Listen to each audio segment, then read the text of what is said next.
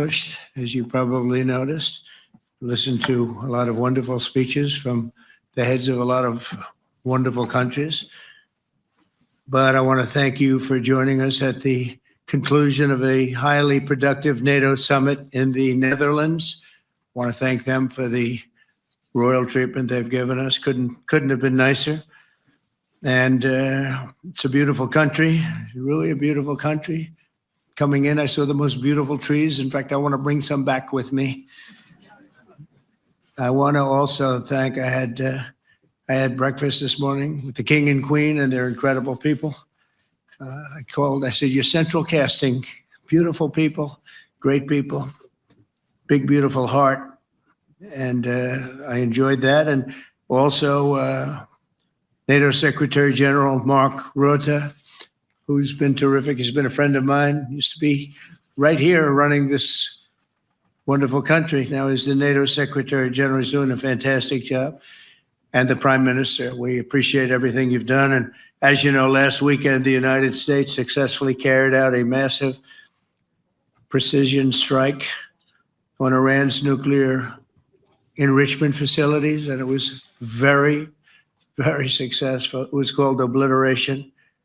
No other military on earth could have done it. And now this incredible exercise of American strength has paved the way for peace with a historic ceasefire agreement late Monday. And we call it the 12-day war. Spoke to a few people. I guess that just sounded like the right name. It was a 12-day war. And we think it's over. I don't think they're going to be going back at each other. I don't think so. Not only have we dealt decisively with the critical threat of Iran's nuclear program, which was what I wanted. I said, Iran cannot have a nuclear weapon. I've said that for 15 years, long before I decided to do the political thing. But we've also reasserted the credibility of American deterrence, which is like no other. The people at NATO said there's never been anything. You know, I rebuilt the entire military during my first term. And we have a great military. We have great generals. I got to know the good ones and the bad ones. We kept the good ones. Over the past 2 days, I was honored to participate in the NATO leaders meeting and also had extremely good individual discussions with the King and the Queen, Secretary General Rutte, and the Prime Minister. Great discussions. Very knowledgeable people. Major focus of our conversations at the summit was the need for other NATO members to take up the burden of the defense of Europe. And that included the financial burden. As you know, it was 2%, and we got it up to 5%. And they said, a couple of them came up to me. One in particular said, sir, we've been trying to get it up to 3% for 20 years, and we haven't been able, and you got it up to 5%. So they're going to be, most of them, I guess almost all of them are going to be contributing now, 5%, a number that people are surprised at, but you need it today. The United States accounts for 2/3 of all NATO defense spending. And since I began pushing for additional commitments in 2017, believe it or not, our allies have increased spending by $700 billion. I said to people, you don't have any money, and a lot of them weren't paying. And so I started the process, and I picked it up as soon as I got back, which is 6 months ago. And following my election last November, almost all have accelerated plans to reach the 2%, 3%, 4%, and then ultimately, very quickly, 5%.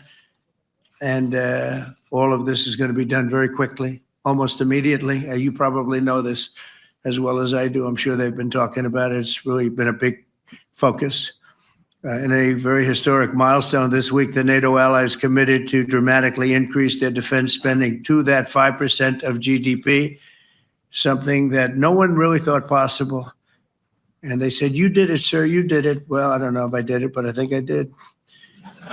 This will be known as the Hague Defense Commitment, which is pretty good, pretty appropriate. When the allies reach this number, it will add more than $1 trillion a year. Think of that, $1 trillion per year to our common defense. And this is a monument really to victory, but it's a monumental win for the United States because we were carrying much more than our fair share. It was quite unfair, actually. but this is a big win for Europe and for actually Western civilization. For years, past administrations failed to get most allies to contribute even the 2%. I remember when I came here, we had 4 countries that were up to 2%. And I remember Poland was there. A couple of them were there. But most of them were. We had 28 at the time. As you know, it's increased a little bit. And they've agreed now to more than double their budgets in all cases.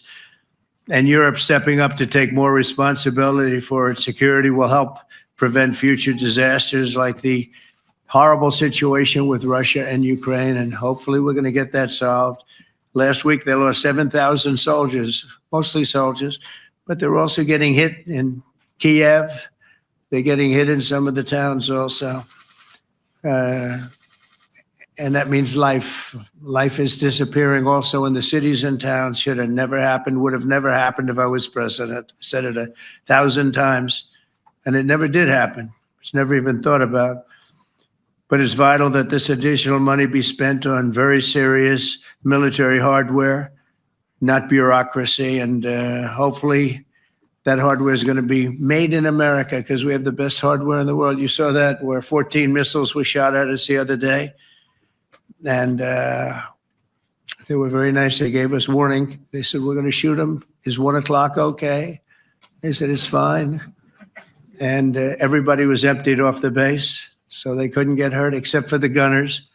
They call them the gunners. And out of 14 high-end missiles that were shot at the base in Qatar, all 14, as you know, were shot down by our equipment. Amazing stuff. Amazing that they can do. It's like shooting a bullet with a bullet. It's the same thing if you think about it. 14 out of 14, and they weren't even that surprised. I said, do you do that well often? They say, we pretty much do, sir.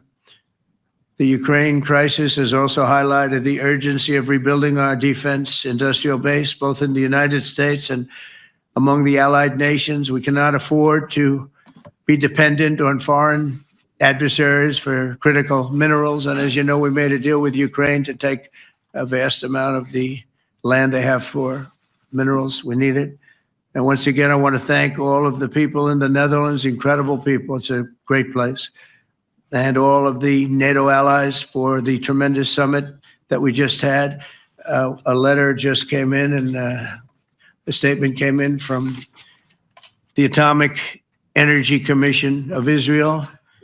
And I just wondered, this is an official letter, and they're very serious people, as you know. The devastating U.S. strike on Fordo destroyed the site's critical infrastructure and rendered the enrichment facility totally inoperable. It was devastated. We assessed that the American strikes on Iran's nuclear facilities has set back Iran's ability to develop nuclear weapons for many years to come. This achievement can continue indefinitely if Iran does not get access to nuclear material, which it won't. It's so sad that that whole thing had to go. But I just want to thank our pilots. You know, they were maligned and treated very bad, demeaned by fake news CNN, which is back there, believe it or not, wasting time, wasting it. Nobody's watching them. So they're just wasting a lot of time, wasting my time. And the New York Times, they put out a story that, well, maybe they were hit, but it wasn't bad. Well, it was so bad that they ended the war. It ended the war. Somebody said in a certain way, you know, that it was so devastating, actually. If you look at Hiroshima, if you look at Nagasaki, you know, that ended a war too. This ended a war in a different way, but it was so devastating.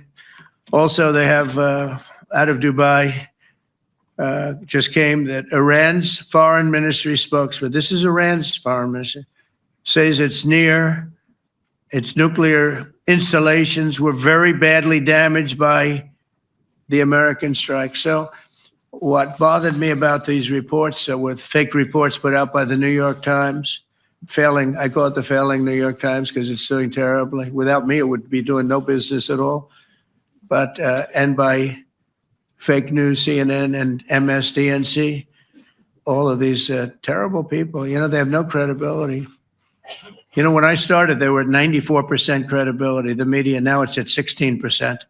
And I'm very proud of it because I've exposed it for what it is. But When I saw them starting to question the caliber of the attack, was it bad? Well, it was really bad. It was devastating. They were obliterated. In fact, you can't get into the tunnels. They just put that over. That just came out. They can't. There's nothing. There's no way you can even get down. The whole thing is collapsed in a disaster. And I think all of the nuclear stuff is down there because it's very hard to remove. And we did it very quickly. When they heard we were coming, it was, you can't move it. Very hard, very dangerous actually to move to. And they also knew we were coming. So I don't think too many people want to be down there knowing we're coming. With the bunker busters, as we call them, we're the only ones that have them. We have the best equipment, best nuclear equipment, and we have the best equipment in the world. And by the way, we can't forget our submarine, which was out there, submarines actually, but submarine was out there. We shot 30 rockets into an area, every single one of them. I think it was almost 400 miles away, I think, Pete, right? 400? And long. It was in the ocean, long ways away.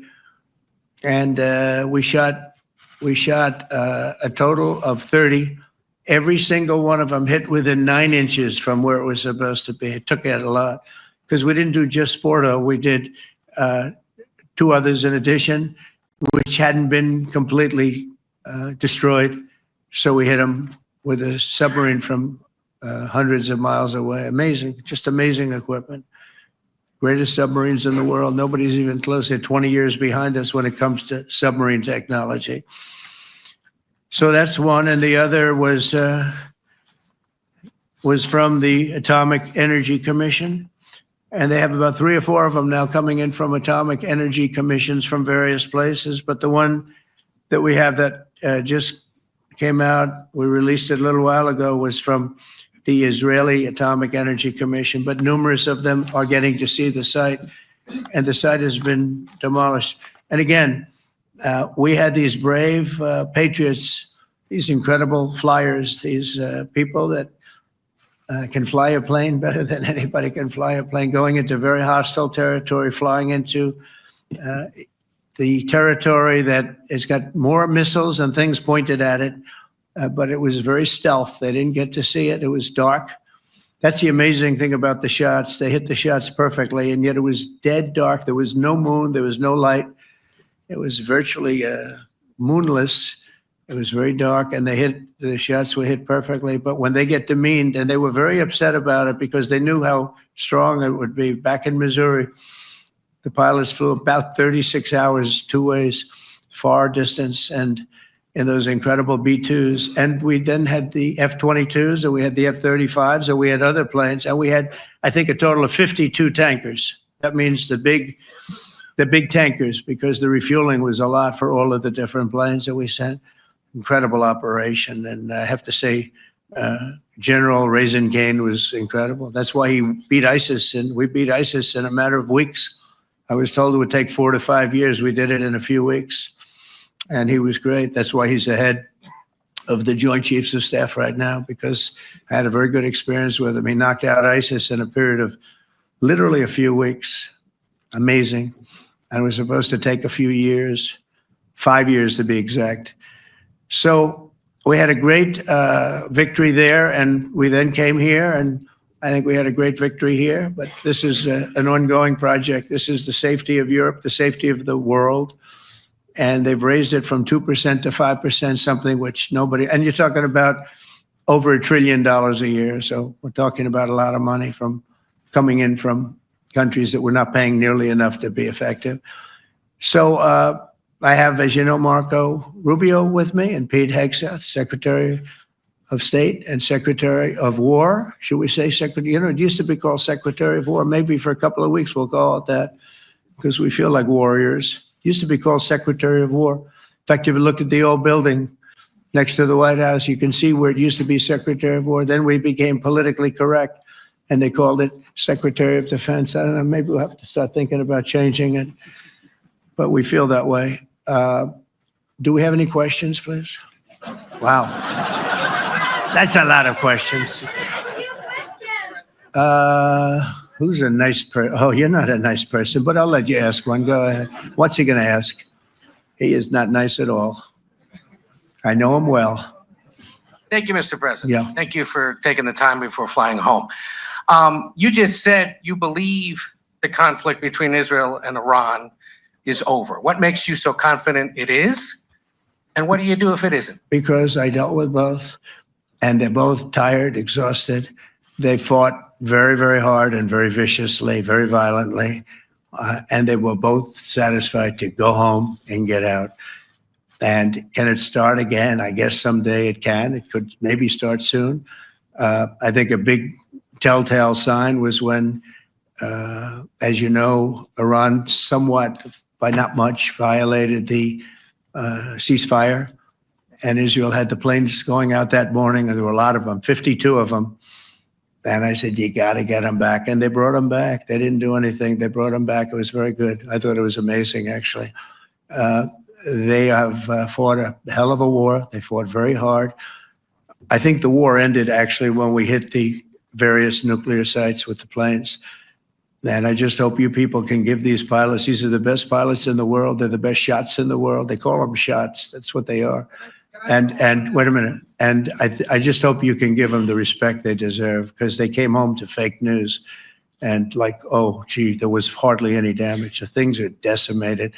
So, but I think, no, I think they're very much finished. I think Israel's going to get back to doing what they do. And I think that Iran's going to get back. You know, Iran has a huge advantage. They have great oil and they can do things. I don't see them getting back involved in the nuclear business anymore. I think they've had it. They've been at it for 20 years.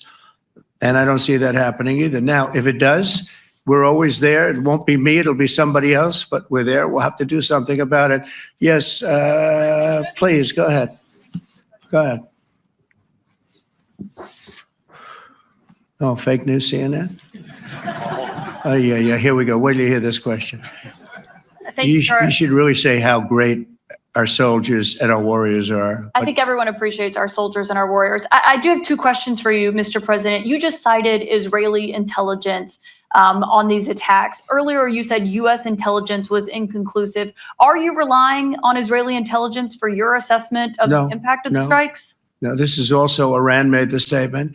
And it's also, if you read the document that was given, that Pete can talk about if you'd like, the document said it could be very severe damage, but they didn't take that. They said it could be limited or it could be very severe. They really didn't know, other than to say it could be limited or it could be very, very severe. And you didn't choose to put that because it was very early after. Since then, we've collected additional intelligence. We've also spoken to people who have seen the site, and the site is obliterated. And we think everything nuclear is down there. They didn't take it out. Okay, question, please, go ahead. Go ahead, yeah, blue dress. Thank you so much, Mr. President. Yesterday, you said China can now continue to purchase oil from Iran. Yeah. Are you giving up on your maximum pressure campaign? Because With there's who? sanctions right now. With who? On Iran. No, look, they just had a war. The war was fought. They fought it bravely. I'm not giving up. They're in the oil business. I mean, I could stop it if I wanted. I could sell China the oil myself. I don't want to do that. They're going to need money to put that country back into shape. We want to see that happen. Would it? No, if they're going to sell oil, they're going to sell oil. We're not taking over the oil. We could have, you know. I used to say with Iraq, keep the oil. I could say it here too. We could have kept the oil. No, China is going to want to buy oil. They can buy it from us. They can buy it from other people. But you're going to have to put that country back into shape. It desperately needs money. Yeah. Yeah, please. Here we go. I'm picking the beauties today. Go ahead. Mr. President, Secretary General Rutte has described President Putin as an adversary, a threat, an enemy. Do you view him the same way? And in addition to that, you mentioned General Kane, your chief of staff, the chairman of the Joint Chiefs of Staff. General Kane. Yes, he has said that Mr. Putin has territorial ambitions beyond Ukraine. Do you view that in the same way? Possible. I mean, it's possible. I know one thing, he'd like to settle. He'd like to get out of this thing. It's a mess for him. He called the other day. He said, can I help you with Iran? I said, no, you can help me with Russia. Because, you know, in the last few weeks, we took care of India and Pakistan, Kosovo, Serbia. I think on Friday we have coming in, the Congo is coming in and Rwanda is coming in. That was a vicious war that went on, a machete war, heads chopped off all over Africa. They're coming in. We did 2 others in addition to that. Nobody's ever done anything like this. No, I consider him a person that's, I think, been misguided. I'm very surprised, actually. I thought we would have had that settled easy. I've settled 4 of them in the meantime. But he did call up, and he said, he's close to Iran. He'd like to help us get a settlement. I said, no, you help me get a settlement with Russia. And I think we're going to be doing that too. Yeah, please. Go ahead, please. Thank you, Mr. President. You've made clear your position on what impact the strikes had. I wanted to ask you what is next with Iran. For instance, is there any indication from U.S. intelligence that Iran was able to move any material? No, just the opposite. We think we hit them so hard and so fast they didn't get to move. And if you knew about that material, it's very hard and very dangerous to move. It's called, in many people, they call it dust, but it's very, very heavy. It's very, very hard to move. And they were way down, they're 30 stories down. They're literally 30, 35 stories down underground. Oh yeah, we think it's covered with granite, concrete, and steel. Can I ask you, are you interested in restarting negotiations with Iran? And if so, have they received? So our people, Marco could answer, but our people are not, I'm not. The way I look at it, they fought, the war's done, and I could get a statement that they're not going to go nuclear. We're probably going to ask for that, but they're not going to be doing it. But they're not going to be doing it anyway. They've had it. They've had it. Now, maybe someday in the future we'll want that. But I've asked Marco, do you want to draw, I just asked him the question as we were walking on the stage, do you want to draw up a little agreement for them to sign? Because I think we can get them to sign it. I don't think it's necessary. Marco, do you want to talk about that, please? Well, Mr. President, I think President Trump has shown a willingness to meet and talk to anybody in the world who's interested in peace. I don't know of any president that's been as willing as he has to meet with anyone and talk about peace. We'd love to have peaceful relations with any country in the world. And so obviously that'll depend on Iran's willingness, not just to engage in peace, but to negotiate directly with the United States, not through some third country or fourth country process. But I know of no president, probably in our modern history, that's sought peace more than President Trump has. Sounds like the door is open, but you're in no rush. Is that right? Sounds like the door is open. But I'll tell you what, look, we're going to talk to them next week with Iran. We may sign an agreement. I don't know. To me, I don't think it's that necessary. I mean, they had a war, they fought. Now they're going back to their world. I don't care if I have an agreement or not. The only thing we'd be asking for is what we were asking for before about we want no nuclear, but we destroyed the nuclear. In other words, that's destroyed. I said, Iran will not have nuclear. Well, we blew it up. It's blown up to kingdom come. And so I don't feel very strongly about it. If we got a document, wouldn't be bad. We're going to meet with them, actually. We're going to meet with them. Yeah. Yeah, go ahead, please. Yes. Mr. President, Netherlands TV, thank you for visiting our country. Good. As I Thank you. understood, I, of course, would like to know how you slept last night at the House of the King. Oh, I slept beautifully. But probably a more serious question. I think you just had a meeting with President Zelensky. Did you discuss any ceasefire in this Russo-Ukrainian? No, I wanted to know how he's doing. He was very nice, actually. We had little rough times sometimes. He was, couldn't have been nicer. I think he'd like to see an end to this. I do. I think what I took from the meeting couldn't have been nicer, actually. But I took from the meeting that he'd like to see it end. I think it's a great time to end it. I'm going to speak to Vladimir Putin, see if we can get it ended. But look, these are brave people. They're fighting these wars all over the place. Last week they had, I guess, close to 7,000 young soldiers, Russian and Ukrainian soldiers were killed, 7,000 in 1 week. It's crazy. It's crazy.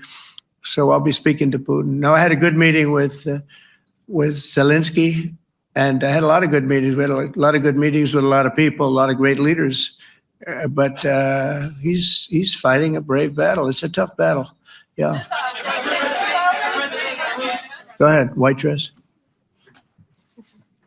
Thank you. Ida Hallikainen from Finland, Ilta-Sanomat. Good. You have played golf with President Alexander Stubb. How do you see Finland as a NATO ally and partner, and how would you describe your relationship with our president? Well, he's a very good golfer. Okay. In fact, he was on his college golf team. He went to a good college in the South, as you know, a very good college, and he was a good golfer. We had a good time. I think my relationship's great. I want to buy icebreakers. You know, you're very good at icebreakers. And I actually made him an offer. I didn't go to Congress. They'll try and impeach me for this. But there's an old, it's not old, it's fairly new, but it's used icebreaker. And I offered him about 1/3 of what he asked for. But we're negotiating. We need icebreakers in the U.S. And if we can get some inexpensively, I'd like to do that. Actually, they'll fix it up, make it good. Also, we may buy some icebreakers. You know, you're the king of icebreakers, that particular country. They make them good. They make them really good, and they know what they're doing. And so we're negotiating with them for about 15 different icebreakers. But one of them is available now. It's old, and it's old. It's like 5-6 years old. And we're trying to buy it. I'm trying to make a good deal. It's all I do my whole life. My whole life, that's all I do is make deals. Yeah, please. Go ahead. Sir, go ahead. Yeah, a question for NewsHour, Dutch TV. First of all, on Article 5, on your way here, you spoke about the commitment of the US to Article 5, saying, I'll give you my definition once we're here. Yeah. What is your definition, and may the US commitment to Article 5 change in case some of the NATO members do not reach the threshold that was discussed today? My second question is following up on a colleague on Iran. What intel reports do say that everything over there was obliterated? Yeah, well, there are numerous of those reports, and they're coming out fast and furious. But the most respected ones we've already seen. And I will say that on a very confidential basis, they're looking at the reports, like numerous reports, and including people going to the site and checking the site. And they're going to be having, I guess you're going to be having over the next couple of days you're going to encapsulate it. But no, the site was obliterated, just like I said it was. And just like the pilots should be given credit for. As far as Article 5, look, when I came here because it was something I'm supposed to be doing, but I left here a little bit differently. I said, I watched the heads of these countries get up, and the love and the passion that they showed for their country was unbelievable. I've never seen quite anything like it. They want to protect their country, and they need the United States. And without the United States, it's not going to be the same. And you can ask Mark, or you can ask any of the people that were there. It was really moving to see it. They love their country. They were so respectful of me because I'm the head of the United States. And I made, the King of Saudi Arabia, when I was in the Middle East. So I was in Qatar for a different reason, not a reason to get shot at. We were in there for economic development reasons, Qatar, UAE, and Saudi Arabia. All three leaders of those countries, and we took back $5.1 trillion into the United States. All three leaders said, you're presiding over the hottest country in the world. The United States right now is the hottest. Everybody wants to be there. Everybody wants a piece of it. He said, a year ago, your country was dead. You had a deadhead running it. You had a country that was dead, and it was dead. You had people pouring through the borders. You had inflation. You had everything. He said, you've made it in 5 months at that time. You've made it the hottest country. This is the hottest country in the world. The United States right now is the hottest country in the world. And when I was around that table, it was a nice group of people, many of whom I knew from previous.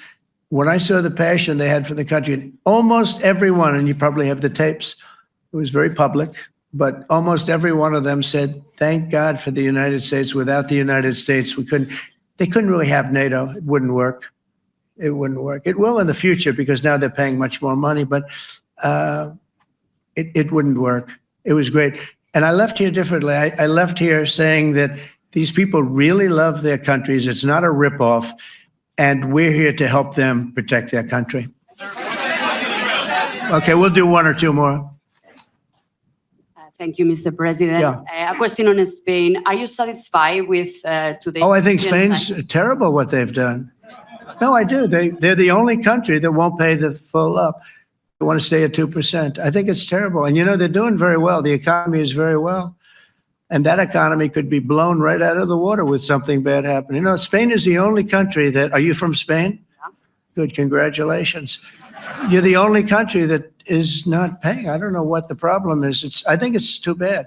So we'll make it up. You know what we're going to do? We're negotiating with Spain on a trade deal. We're going to make them pay twice as much. And I'm actually serious about that. We're going to make Spain, I like Spain. I have so many people from Spain that it's a great place and they're great people.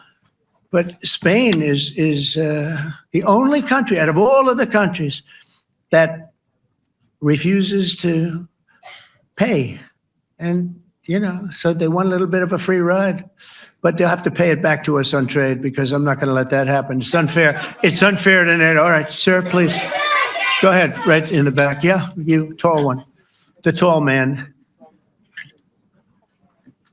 Mr. President, Johannes Petra from Austrian National Television. How are you? You once said that you would end the Ukraine war in 24 hours. You later said that sarcastically. Well, of course it was sarcastic. But you've now been in office for 5 months and 5 days.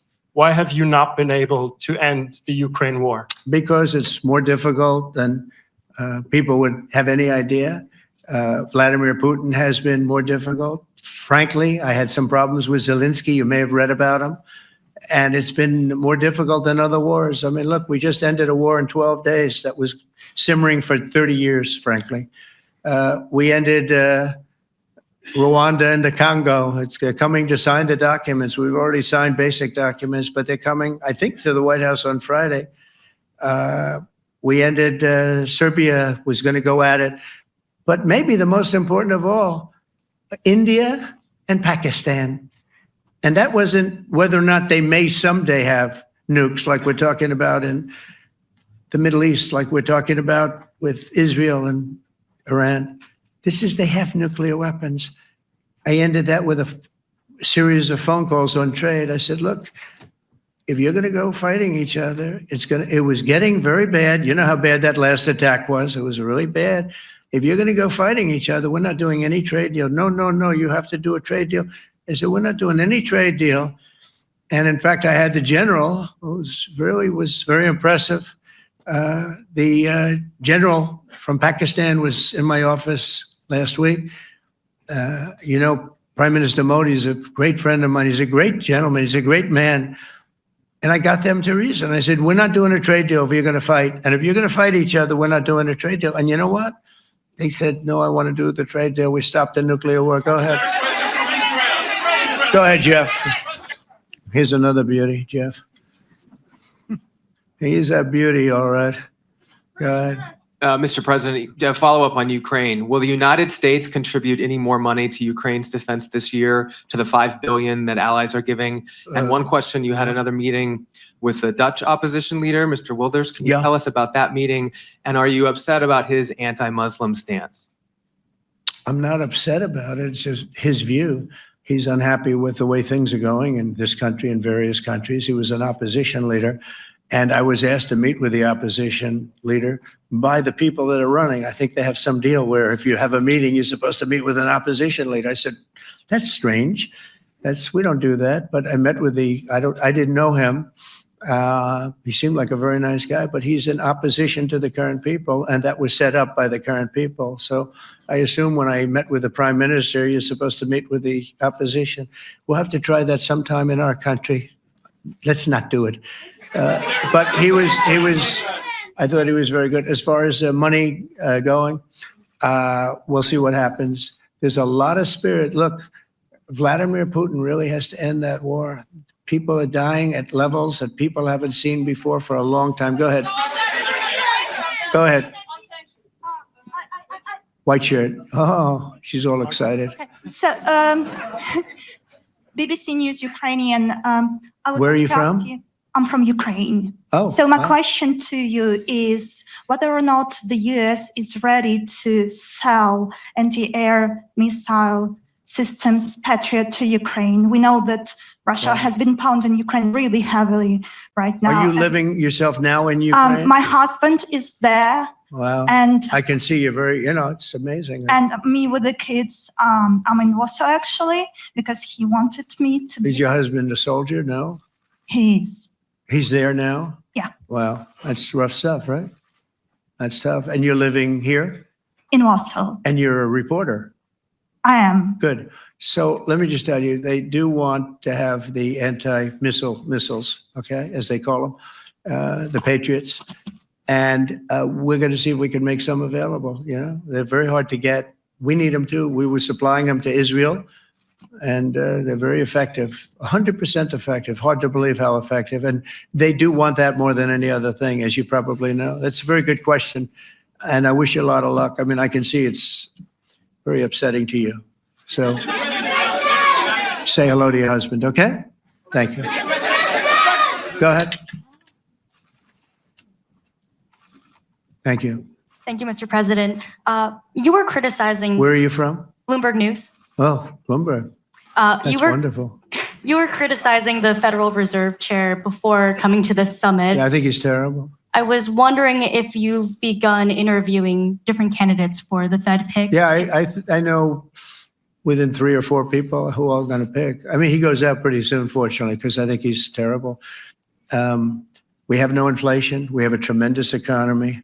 Hundreds of billions of dollars of tariff money is pouring in. Factories are being built because they don't want to pay the tariffs, so they're building them all over the country. I think we're close to $15 trillion. I told you 5.1 trillion from the Middle East alone, but of investment money coming in. There's never been anything like that in the history of our country.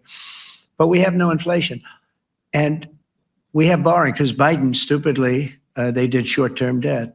So we have borrowing coming up. And, we'll go 10 years, maybe longer, maybe shorter, but we'll go a long period of time when we do the debt. And because of him, because of this guy, we will have to pay for years. We'll be paying for him. And I said to him, listen, there's no inflation. He says, but maybe there'll be some. That's true. I said, if there is some, what you do is raise the rate. I'm okay with that. You raise the rate in 2 years from now or in a year from now. But because the rate's high, we have to pay more for debt.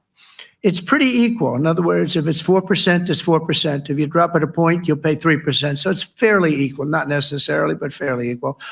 So we're going to end up paying maybe 2 points or 3 points more.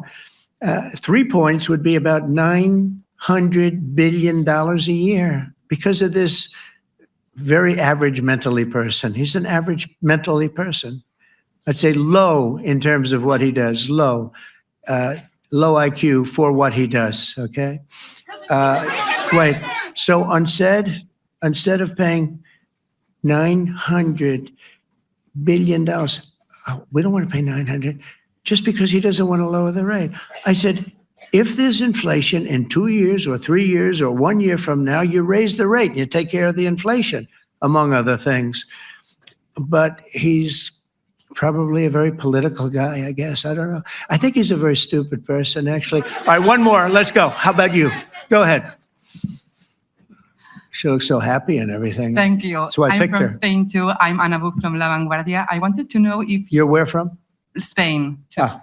I wanted to know if you want to. That's the Spain corner right there. Shouldn't have said that. That's okay. I do like Spain, by the way. I think it's unfair that they're not paying, but go ahead. Are you going to negotiate directly with Spain about? I'm going to negotiate directly with Spain. I'm going to do it myself. They're going to pay. They'll pay more money this way. You should tell them to go back and pay. You're a reporter? You tell them to go back. They ought to join all of those countries that are paying 5%. Spain's going to be just about the only one that's not.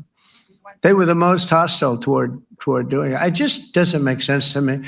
Okay. All right, Kelly, go ahead. Here we go. There's another one. Hello, sir. Thank you We very got them all today. Okay.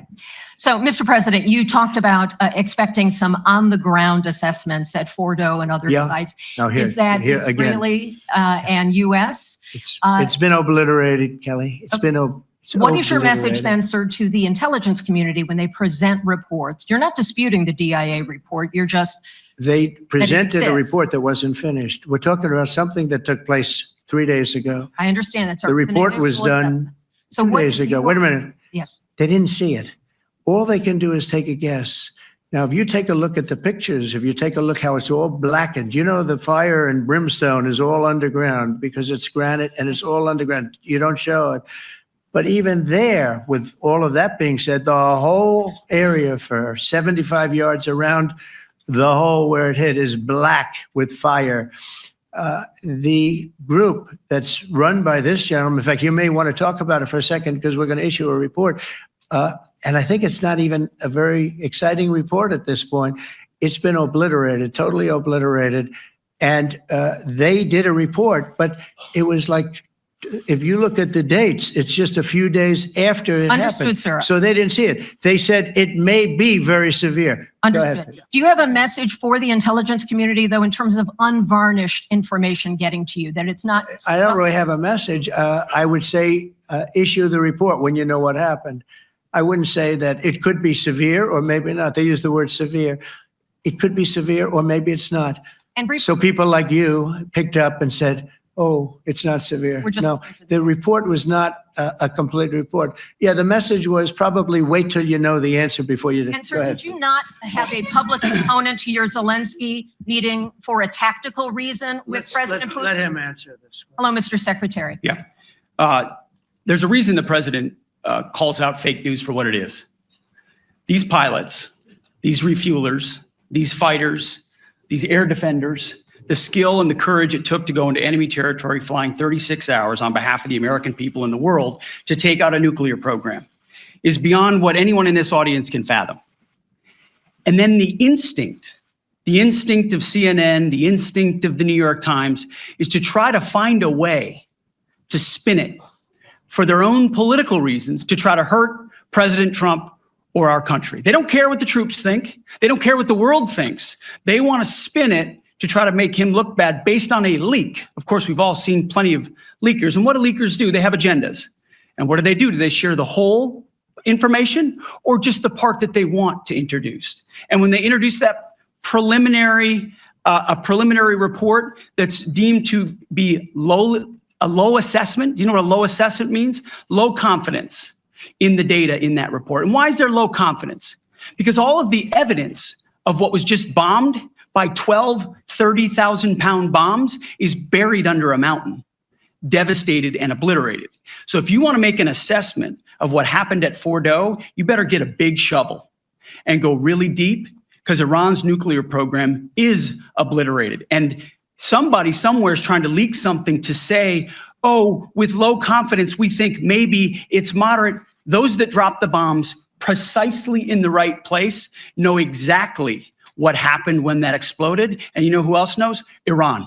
That's why they came to the table right away, because their nuclear capabilities have been set back beyond what they thought were possible because of the courage of a commander-in-chief who led our troops, despite what the fake news wants to say. But you're not disputing the report said what it said, even though it was initial. The report said what it said, and it was fine. It was severe, they think, but they had no idea. They shouldn't have issued a report until they did. But we've gotten the information. I think Pete said it better than you can say it. And you know, you should be proud, especially you, should be proud of those pilots, and you shouldn't be trying to demean them. No, Those pilots flew at great risk, a big chance that they'd never come back home and see their husbands or their wives. Let me just tell you, you and NBC, fake news, which is one of the worst, and CNN, New York Times are all bad. They're sick. There's something wrong with them. You know what? You should be praising those people instead of trying to find some.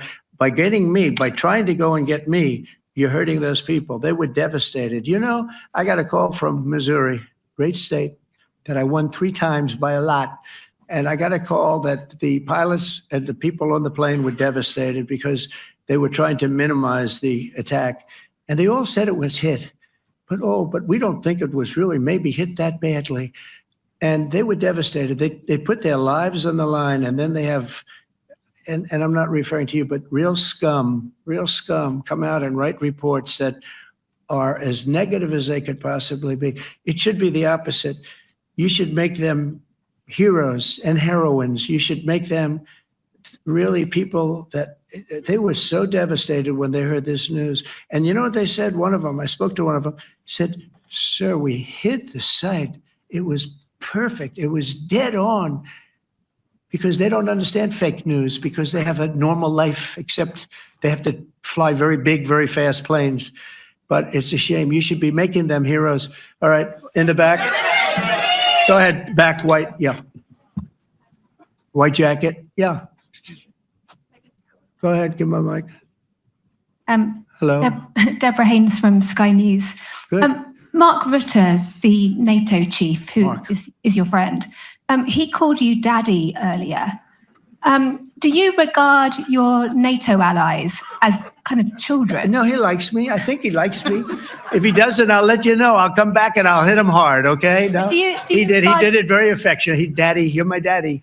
Do you regard your NATO allies, though, as kind of like children? And they're obviously listening to you and they're spending more. And you're obviously appreciative of that. But do you hope that actually they're going to be able to defend themselves, defend Europe on their own? I think they need help a little bit at the beginning, and I think they'll be able to. And I think they're going to remember this day. And this was a big day for NATO. You know, this was a very big day. They took it. One of the gentlemen said, "You know what? We've been trying to raise money raise the rate for 30 years," he said, 20 years, from almost the beginning. And he's been there for a long time. He said, "Until you came along, it never happened. What you did is amazing." It's been sort of an amazing day for a lot of reasons, but also for that. Yeah, go ahead. Do you think they can do it without you, though, in the future? Can they do it without Well, ask Mark. I mean, you have to ask Mark. Okay. So we're heading back. We're heading back. I want to thank these two gentlemen behind me. They're incredible people, both of them. They've done a fantastic job. And Susie's in the front, and she's done great. And Monica, thank you very much. It was quite an exciting time. And we're going to be heading back. We'll be back soon, and we'll see you in Washington, D.C. Remember this, we have the hottest country anywhere in the world. Thank you very much, everybody. Thank you.